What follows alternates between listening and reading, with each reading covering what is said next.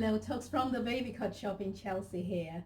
When you're expecting your baby, it's very normal to feel overwhelmed as well as excited. So we feel really excited, the baby's on the way. As time draws nearer, we start to get a little bit overwhelmed with how we're going to cope, especially if you already have a busy life. Now, the key to having a stress-free life, it's not going to be 100% stress-free, but less stress in your life is really in getting organized, getting your nursery organized.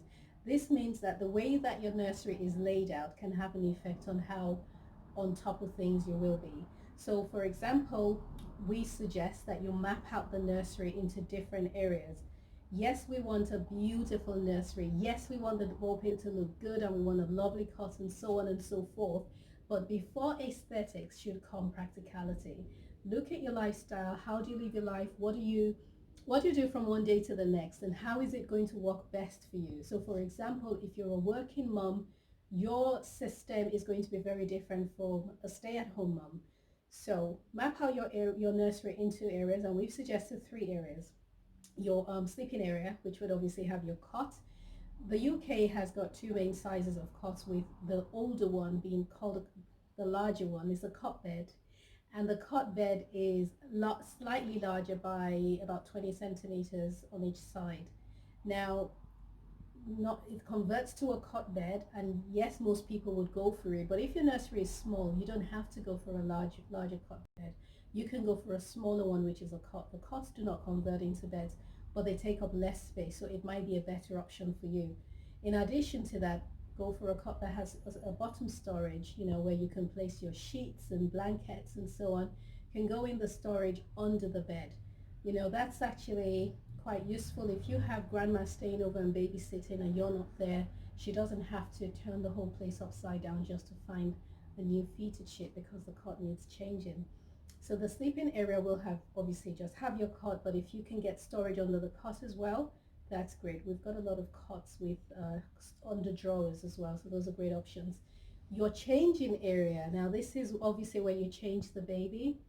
A changing unit with drawers is preferable to just a changing unit that has open spaces, because the ones with drawers tend to have a removable tray, which means one, you can use it for as long as you want to, well into adulthood, and two, you can actually use it as a normal chest of drawers, because that's what it is. It's a chest of drawers with a tray on top of it. Over on our blog, we've written a post about this, and we have shared some really amazing labels that we found on Etsy. Labels that allow you to label the drawers and allow you to label the sections. They will help you stay organized. We've also suggested on their storage baskets as tidies to help you store the tinier areas, the tiny pieces, and it's just really a nice way of organizing your drawers. Next, we've got the wardrobe. So your wardrobe, there are wardrobe tidies that you can also get. Make sure that when you're shopping for your baby's wardrobe, you get one that is versatile and allows you to be flexible in how you use it. So you've got a hanging area as well as an area for folded clothing.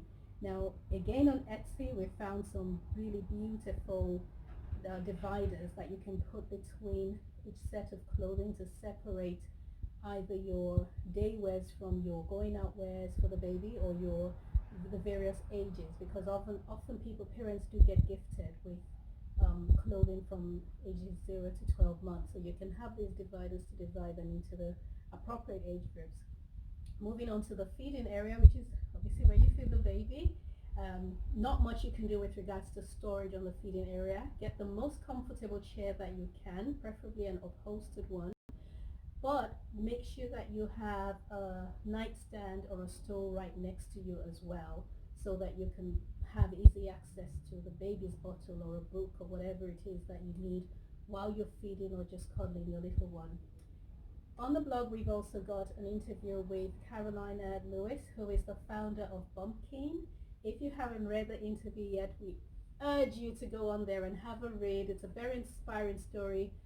Mom who started her own business and she's doing quite well.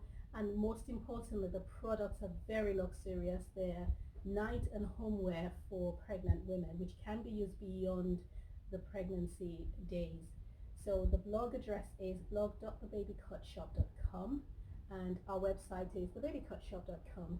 If you've got any organizing hacks that you can share with us, do send us an email or drop us a line, and we can add it to the post on our blog. You can also pop into the Baby Cut Shop, which is at 408 Kings Road, for advice on putting your nursery together.